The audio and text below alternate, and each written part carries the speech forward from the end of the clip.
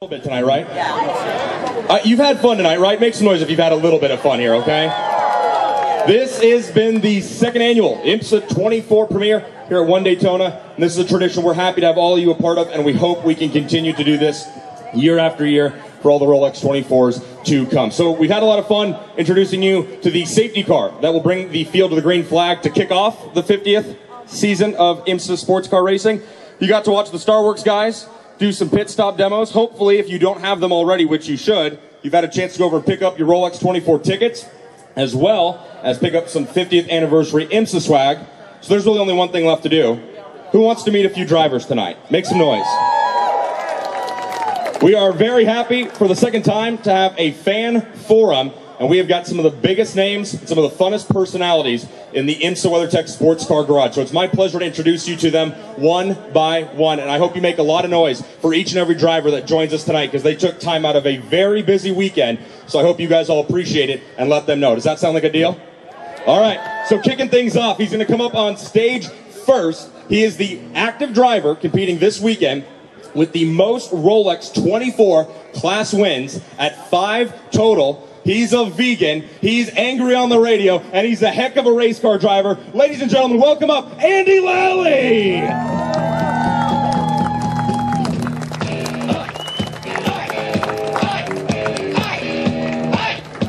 You don't want to get that guy mad, because he will beat you up, okay? He will definitely beat you up. Andy Lally kicking things off for us. Coming up second, you know him from driving that bright yellow number 3 Corvette for Corvette Racing. He's the 2017 and 2018 GTLM champion, as well as the 2015 Rolex 24 GT Le Mans class winner. Ladies and gentlemen, from Corvette Racing, please welcome Jan Magnussen!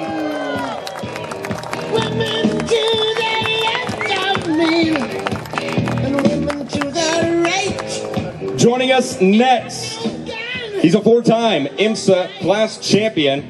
He's won the Rolex 24 Hours here at Daytona, and he's also claimed victory at the most historic sports car race in the world, the 24 Hours of Le Mans. Ladies and gentlemen, a great figure in sports car racing. He's known around the world, and he's here racing with us this weekend. Please welcome up Patrick Long!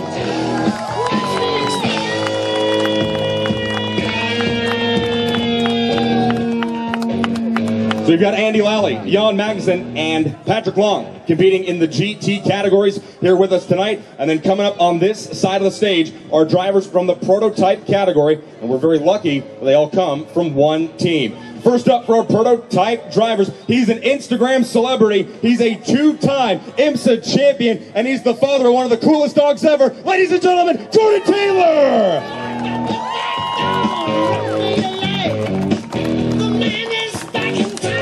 He requested that song to walk up to, just so you guys know. It's Jordan Taylor, ladies and gentlemen. Coming also from Wayne Taylor Racing. He's the full-time co-driver, and he's a sports car racing veteran. He put on an incredible move back in Monterey a couple years ago. Welcome here to the stage, ladies and gentlemen, Renger van der Zande!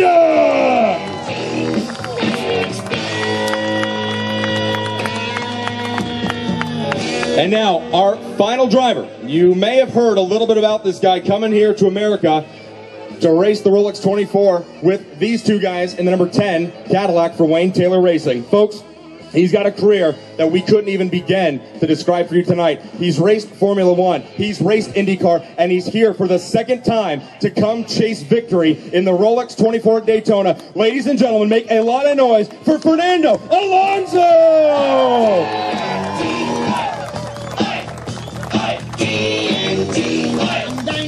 So, folks, once again, let's hear it for all your drivers. Andy Lally, Jan Magnussen, Patrick Long, Jordan Taylor, Renger van der Zande, and Fernando Alonso. Make some noise for him one more time, folks. And now, to walk you through tonight's fan forum, his voice was once described as sounding like putting on a warm pair of slippers. You listen to him all season long on IMSA Radio. He's forgotten more about sports car racing than most of us will ever know. Ladies and gentlemen, the true voice of IMSA from IMSA Radio, please welcome John Hindhaugh! Tony Laporta, ladies and gentlemen. Big hand for our MC, Tony. Come on, put your hands together. Hey, decent sized audience tonight. Okay, so we've got Guitar Center over there. If we all get a get a guitar, play something? Yeah? You like that idea? Good evening, ladies and gentlemen. Welcome along as we build up to the 57th running of the Rolex 24 at Daytona. Are you ready to go racing this weekend? Excellent. We got some drivers here to have a little chat to, just to put in perspective what a great race this is. For no other reason than he's got a mic in his hand and he's sitting to me right. We'll start with Fernando Alonso. Fernando, thanks for coming back to this race. What brings you to a race? You can race literally anywhere you want in the world. Why do you choose to come to Daytona, to IMSA and to the Rolex 24? Well, hello everyone. I mean, it's definitely a time of the year that is quite convenient to race. In January there are not many other races, and I like to race and to be behind the steering wheel every weekend if I can. And in January, I think the Rolex 24 fits quite well in any calendar or any program that you're running in that season. So that's the first thing, and then secondly, I think is quite a big place in motorsport, Daytona, for the 500 and for the history behind the venues. So I think racing in this speedway is quite special. And after experience last year with the United Autosport, I had the opportunity to join the Wayne Taylor Racing, and I know we can be very competitive this year. So yeah, why not try to have a new watch on Sunday? Everybody talks about the watch, don't they? Renger, is it... You've got a nice watch. I have a watch, but I want another one, yeah. You want a specific watch. Why? I mean, you're a professional racing driver. Why does the watch mean... I know it's a big race, but why does the watch mean so much out of all the trophies you can get worldwide? Why does the Rolex Daytona Cosmograph, which is a thing of beauty, very much so if there's anybody from Rolex here, very, very nice they are. Why is that so important? I think you're right, it's an iconic watch. And the only one that is really a Daytona Rolex is this one that you can win here on the podium, in my opinion. So to win that one is nice. I think it's a trophy is nice. It goes to my grandmother, somewhere on the you know, give it away to my mom or whatever. It's nice to have a trophy, but a watch, you know, you can give it to your son when he's older, or give it to I don't know, my dad or someone. Would be very nice to win one watch like that. I don't know why the watch is that. Why do you ask me? I'll come back to you and ask you a question about the car later on. We have you got a microphone now? Right, I'll pass this one. Oh, there we go. There's a tailor in WTR. You're a tailor driving for your dad. How does that work out? How does that dynamic... You've had your brother working with you and driving with you as well in the past. How does that dynamic work? I think as you'd expect. You have good days and bad days, but obviously he grew up as a driver himself, so I can look to him for a lot of insight in the driving side of things, and obviously now he's a team owner and a master at finding sponsorship and working on the business side of it. So he's kind of a guy that I can go to for anything, but on a race weekend, I'm a driver and he's a team owner. It's not a son and a father. So I think we probably clash more than most father or driver team owners, but I think most of it for good reason. So the question is, do you get away with more than a regular driver or less than a regular driver? I suppose it depends who I ask. Ask Renger, maybe. What do you reckon? Does he get away with more than you do because his dad's the boss, or did he get away with less than you guys do? Well, Jordan has a dog, and Wayne really wants to watch that dog all the day long. So I think he trades in sometimes. You know, if he makes a mistake on tracks, he can, you know, that he can watch the dog again. You know, so it's a bit of... I suppose it would depend if I asked your dad as well, the answer to that question. I think he's tough. He has to be tough on us, especially in front of other drivers. You can't be seen, you know, giving favors to his son. So at the end of the day, we're here to win races and win championships. We're here to win the Rolex 24. So he's not going to cater anything to cater his son. If I'm the slowest driver in the car, he's going to be the first to tell the engineer not to put him in the car. Before I move on to the other guys, how easy or difficult is it to take in people for a single race when you've got an established partnership in driving? How easy or difficult is it to bring people in for the longer races? You know, well, hello. It is difficult, but not so difficult when you're working with professional people like Fernando or Kamui. They obviously race already with Toyota in the long distance races. So they know what the drill is. We can maybe bring them up to speed a little bit with the rules here at IMSA. which are a little bit different than all over the world. And at the same time, you know, Jordan and I, we raced for a full year together. We know what he likes from the car, what I like from the car. We know how to communicate with the engineers. So that's for sure something in the first test in, you know, early in the month. The first feedback that they give of the car is we're like listening to see what they are saying. And we were very happy to hear what they said, because it was exactly what we said about the car. Those kind of things, you're kind of anxious about what to expect, but so far it's been very smooth. You can see that Kamui is very fast on the pit stops in jumping in and jumping out. It's very fun to watch. He's like a ninja, to be honest. And yeah, altogether it's been very smooth. But like you say, you know, if you get some new people to the team, you're always anxious about what they're gonna say and what they need from the car and what they want and how they behave as a teammate. Because Jordan and I, for example, we're very open about the setup, but also about where to learn on the track. And I think that's something which it's always a question if somebody comes Pat Long. Pat, welcome back. Great to see you. I've been told that I'm not allowed to talk to you about air-cooled Porsches, which is something that Pat and I have in common, being big fans of air-cooled Porsches. Pat's the genius behind Luftgekühlt, which is a fantastic Porsche celebration. Pat, Daytona, America's race in some ways. As an American and a road racer, what's it like coming back here? Yeah, it's always special. Daytona has that magic about it. It is a racing capital in the U.S. and also in the world. And I think back to the first time I came to this track to race, longer than I want to admit ago, and driving up through the tunnel, you realize that you're in the center of speed. And like Fernando said, this time of year, you get lots of drivers from many different disciplines who show up, and it turns into a little bit of a race of champions where you have many different disciplines represented, but it also is a second set of objectives for a lot of us, because it's the first race of the year, the longest race of our IMSA season, and it starts out, you can really set yourself up for a great championship run to the end of the year, or you can make things really difficult for yourself. Do you enjoy it? It's very different from anything else that we do, that anybody does in sports car racing. Is it possible to sit here now and say, oh, I'm really looking forward to this weekend, or do you enjoy it afterwards? It ebbs and flows. I think you have to enjoy your driving and your racing to perform. Everybody performs at different levels of pressure, and sometimes pressure can focus you and pull the best out of you, and sometimes it can circumnavigate into your mindset, and all of a sudden you're out on the track thinking of things that you shouldn't be thinking about. So I enjoy it. This, I think, is 16 years in a row for me at Daytona, and so I've come to find some ease and knowing how the race works, so I can focus on things like seeing the fans and friends that come for one race a year.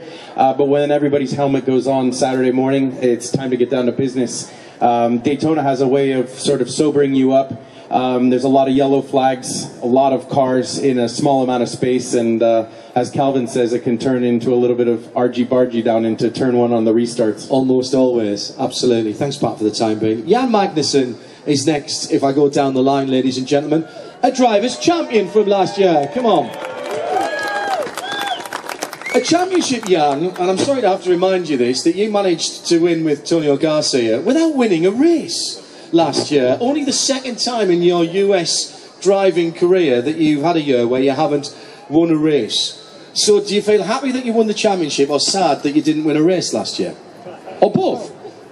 No, it was a little bit of a strange feeling at the end of the season. We were glad to win the championship, but having won it without any race wins, I think kind of showed what we had to do to win the championship, because I think we were within a shot of winning 3 or 4 races maybe in the season where we had a proper chance, but things just didn't turn out the way we wanted, so we missed out. But we had podiums, like 7 or 8 podiums, and that was what got the championship. Championship was nice to get, but the race wins are also great. So I think we'll try and do the same again this year, but with a few wins. When you've won a championship, does it change the way you go into the next year, or is it just completely reset, start all over again? Last year is finished now. Yeah. So for us, we have the same driver lineup, the same cars. Not a huge amount of the development. The cars are getting quite old. It's a 6th season we run these cars. Same crew, same engineers, everything's the same.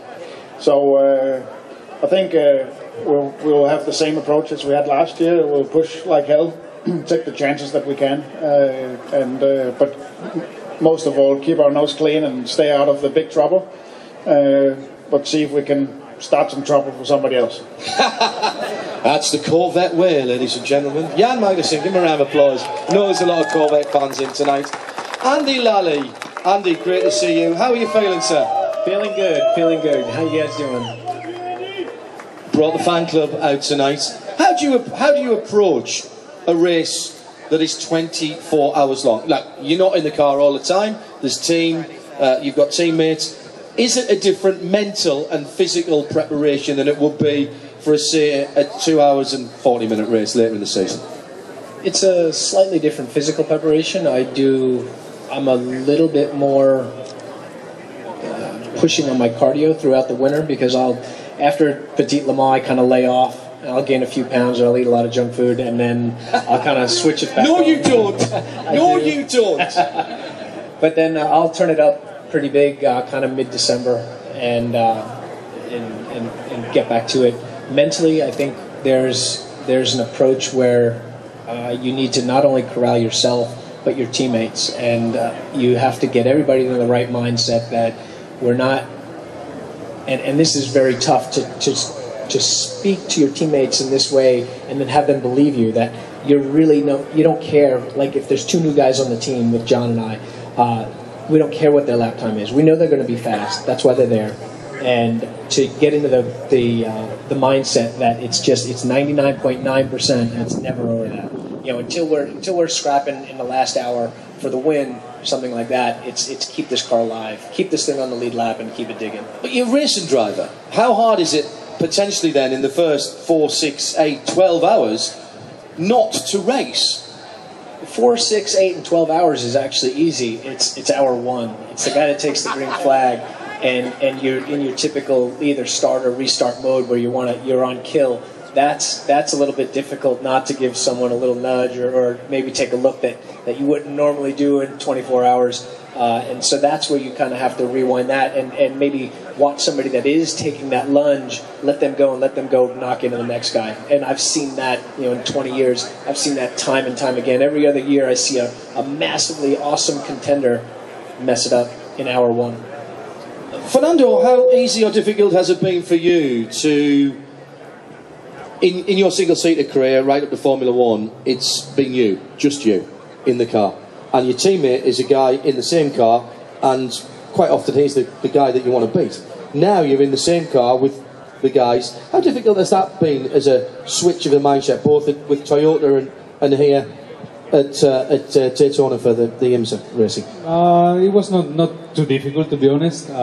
You get into the endurance rhythm quite quickly, and especially with the winter test that we did with Toyota. We did a lot of endurance testing, and you share everything with your teammates, and you start with the comfort of the car, which was new for me to adapt, for 3 different drivers or 4 drivers, seat positions, pedal, steering wheel position, things like that. And then, with the tricks on the circuit, the conditions you may find in the track, because over 24 hours it keeps changing, so you keep updating your next teammate that will jump in the car, how the track is in that particular moment. And obviously I prefer to be in the car than to be outside. So what do you do when you're not in the car? Because if there's 4 in the team, there's going to be a lot of time when you're not in the car. Yeah, I try not to watch the race at all. Really? Yeah, because if I'm watching the race, I come to the engineer quickly, to suggest something, Did you hear what he said? Try to tell him, this, that. So, after 10 minutes, I realized that I'm one person too much there, and I'm trying to don't watch and relax and be ready for the next stint and execute my part the best way I can, and trust my teammates that they're doing the same thing. Go back to Andy at the other end. Thanks, Fernando, for the time, mate. You've raced in a lot of different 24-hour races.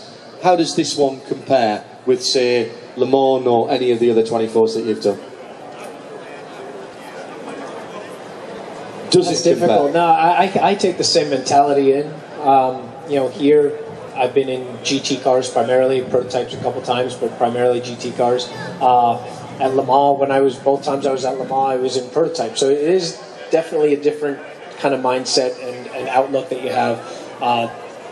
I take everything the same exact way. I mean, to be honest, you're just turned down the tiniest little bit from full kill, where you're going for everything, and especially now, actually, that's what I'll comment on, is more not so much the difference between Le Mans, Daytona, whatnot, is the difference between 15 years ago and now, and that these GT3 cars that we drive can be driven at 100% for 24 hours, and it's the driver that is potentially the physical weak link on there, and your mindset, everything has to be right, everything has to be strong, because it can go that hard. Where the first 24-hour that I ever did, we won it by being smart, by driving 1-2 seconds off the pace for 24 hours and never going for anything like that. The last for the last 10 years with these cars, you are flat out non-stop. I do find a slight irony, ladies and gentlemen, that the very committed vegan always talks about full kill when he's behind the... This is a guy who won't even have leather seats in his car. Seriously, this is a committed man. Thanks, Andy. Jan, Corvette Racing. It's such a big brand over here. When you first came to the US, did you understand about it? And if you didn't, do you understand about it now? Yeah, for sure. The fan base for the Corvette is huge, and we see it every race, every weekend throughout the year. The big Corvette corral with all the car owners that come and support us. And it is a bit of a shock in the beginning when you join the team that there is that amount of support. It only helps. It's only ever positive. Is it extra pressure, Jan? Seriously? I think in the beginning it's more pressure because you feel like that you owe these fans a good result every single time. But once you get to know them, you know that they're there for you, and they almost race with you in the car, and they know everything about us. They know everything that we're doing, a lot more than we do. Sometimes it seems. But once you come to know them and to know why they're here, you know that they're not only here for the win, they're here for the journey, and they're here to support Corvette and everything it stands for. All the best this weekend. Pat, final word with you. Another great brand, Porsche, of course. 70 years of Porsche last year, which meant 70 years of Porsche racing, because that's what they always did when Porsche was first built. There's another brand that has great tradition. We've got 2 cars in the Brumos colours this weekend. Do you feel the pressure of having that Stuttgart badge on the hat and on the car? And how do you take that into a weekend, and how do you use that? Yeah, like Jan said, I mean, you use that support. You realize that sports car racing fans understand what the game is here, and that really there's only one car per class that's going to be happy at the end of the weekend. Porsche has a huge name at Daytona. Their successes go back 50 years to the beginning of this race and of IMSA. It's a tremendous storyline. It's something that I love to study and just try to close my eyes and put myself in the perspective of going around this high bank in a 908, where you're literally sitting between 2 metal gas tanks, and your feet are the crash zone in front of the front wheels, and they were going as quick on the straights as we're going this weekend. So yeah, it's a great story. It's amazing to be part of such a brand, and like Corvette, the fans are multi-generational. They're educated, they drive the cars. They often do know what's coming down the line, next generation race cars and street cars, and so it's fun to talk shop. I spoke with a few fans earlier this evening for maybe 20 minutes about a 1982 930 Turbo, and so it's fun to nerd out on all perspectives of what we've done on the racetrack and on the street. Yeah, notice, Jan, I didn't ask you about the new mid-engine Corvette, so you owe me for that, all right? Because I know you've driven it. I know you have driven it. Jordan, Cadillac has a rich racing history too. Not a lot of people perhaps know that, certainly not of younger generations. But Cadillac and racing go back a very long way indeed, in endurance racing particularly. Yeah, I think it was in the 50s, the Le Monster Race of Le Mans, which was actually here at Daytona last year, which I got to drive, which was insane. That looked fun but scary. Yeah, it was definitely dangerous. I mean, in our car, you don't go past 90 degrees of steering angle, and to get that thing to do anything, it was about 180 degrees. So when I drove out of pit lane, I almost drove straight into the race car, because we were doing a car photo shoot, but it was cool to experience, to understand that they were going down the Mulsanne straight at Le Mans with basically candles as headlights in the pouring rain and doing over 100 miles an hour, and the car weighed probably twice as much as our car with brakes that barely do anything. So to feel like that history of Cadillac and what they went through at Le Mans back then to what we have these days is unbelievable, and it makes our jobs look so easy compared to what they had to go through. But it's nice to be back with Cadillac. They came back to prototype racing in the early 2000s in the LMS, and then they went to GT3 racing, and now they're back in prototype racing the past few years, so it's been a good comeback. Rengger, I promised I'd ask you a question about the car, so try and give a little bit of perspective for the ladies and gentlemen here about what it's like to drive a prototype Cadillac racing car round the high banks in the infield. What are you feeling? What are you thinking? Do you have time to think, or is it all just driver's instinct? What's it like? Well, I think the first laps that you're doing around here, you're always trying to feel what the car is doing, what the track is like. But in such a long race, 24 hours, you start thinking about all other stuff than that. And it really depends on the driver. But for me, I really like it to think about something else while I'm driving. But when you're testing and you're going out for 5 or 10 laps, you know, and you have to think about the focus on the car, you know, you have to think about where you can make the car better, or what you want to say to the engineer, what you felt on the way through the corners. But once you're in... Do you feel the speed? Sorry? It looks quick. Even when I'm up on the top, looking down, it looks quick. Do you feel the speed? Yeah, it's very fast, for sure. And I feel very privileged to drive a prototype, to be honest. I'm doing also GTs in Europe. And every time I'm in prototype, it's such a real race car. It's like a go-kart, but so very direct. That's what I describe with a go-kart. But at the same time, it's a real car. It has downforce. It has everything what you can expect from a race car. So I feel very privileged to drive those kind of cars. It have all kinds of buttons you can play with on the steering wheel. There's a lot to deal with. You have time to play with buttons on the steering wheel. I get told off for fiddling with the stereo when I'm driving up I-4 and there's nothing else on the road, and I've got all the bits and pieces that keep you in lane on. Yeah, you do. You do have a lot of buttons to play with, and it's very helpful as well, because we can play with the anti-roll bars, for example, but also with the traction control or the brake bias. A lot of things you can tune up the car. So if you have a stint of, let's say, 30 minutes or 40 minutes, in the beginning the car behaves different than at the end of the stint. So you also want to use those buttons and tools that we have in the car to change around a little bit with the car setup and help out if you have some Can you issues. compare any of these things, or do you have to just basically almost like take one chip out and put another chip in? Yes, it's a car. Yes, it's got a steering wheel. It's got an engine and 4 wheels. But is that where the similarity ends between the TS040, the Cadillac, and the IndyCar? Yeah, pretty much. I think it's very difficult to compare any of the cars. It was the same last year. I did 28 races and switching every weekend between the Formula One and the Toyota, the WEC. It was quite impossible to bring something from one car to the other. The driving style is different, the driving mentality is different, the racing approach is different. So that was quite difficult to combine. And this year I think it's going to be quite the same. I think between endurance races and try to win the World Championship with Toyota and winning Le Mans hopefully for the second time. And the Indy 500, which is probably the main priority for me this year in the program.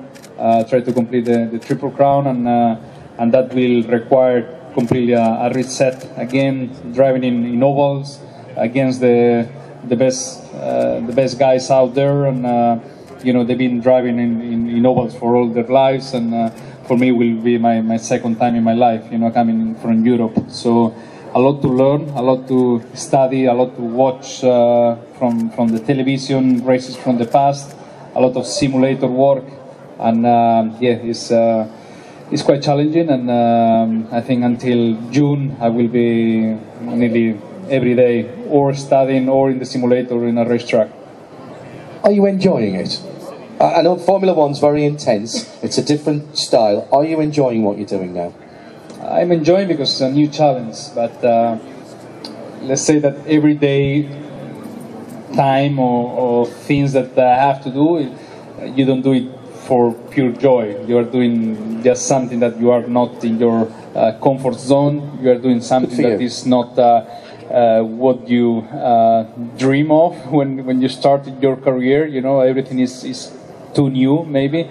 And you are not 20 years old anymore that you are enjoying everything, you know. So sometimes you think, you know, I may was better in a holiday right now, you know, trying to have a little bit of a break. But at the same time, what we try to do is something probably unprecedented. So it's something that is quite challenging. I'll tell you, I think you're very brave to come out your comfort zone and come and do what you do. We wish you the best for the month of May. I'll be watching that. We'll be at the Nürburgring that weekend, so I'll be watching you as I was last year. Ladies and gentlemen, first of all, put your hands together for all of our drivers tonight. Now, who wants to win a ticket then? Or a couple of tickets? All right. You don't... Listen, I know it's different here, but honestly, you don't need a ticket here, right? It's not like Formula One. I promise you, you'll get in. There's nobody standing going to stop you. It's going to be fine. Three of our drivers have got some trivia questions. Emily is over. Emily, can you move around a little bit so everybody... Emily's over here. Can you see Emily? Come, move over to there. If you're a winner, you need to go over to Emily. Oh, that's good. She's standing on top. So, there's going to have to be a bit of discipline here. So I'd really prefer it if you didn't shout out the answers, but you put your hand up, and I'll be watching, and so will the drivers, and we'll try and get to the person who put their hands up first. But you must answer straight away if I point at you. Andy, have you got one of the questions? Yes, you have. I'll try to read it here. It's too dark, isn't it? It's a bit dark. Do you need reading glasses? Nope. Well, don't show everybody the answer. Oh, look at that. I've got in 1985, the infield road course distance for the Rolex 24 changed from a 3.87 mile course. What is the new distance down to 1/100th of a mile? Right, that gentleman in the black. That gentleman in the black over there got his hands up first. What is the new distance? 3.56 is absolutely correct. Go over and see. Round of applause, please. Jan Magnussen has a question. Jan. Yep. You need glasses? No. Torch? Well, I do, but I know the question. What driver has the most career starts at the Daytona 24? This gentleman here was miles ahead of everybody else. Hurley Haywood. Do you know how many it is? I'm going to give you it anyway, but I don't know. You're right. It is Hurley Haywood, and I think it's 40. It is 40, isn't it? Yes, I read that before. And quite extra. This gentleman here. Well done. We've got some tickets for you. And Renger, you have the final question. Now this one is very interesting because it's not necessarily a racing question. We might have to go through a few guesses here. Renger, what you got?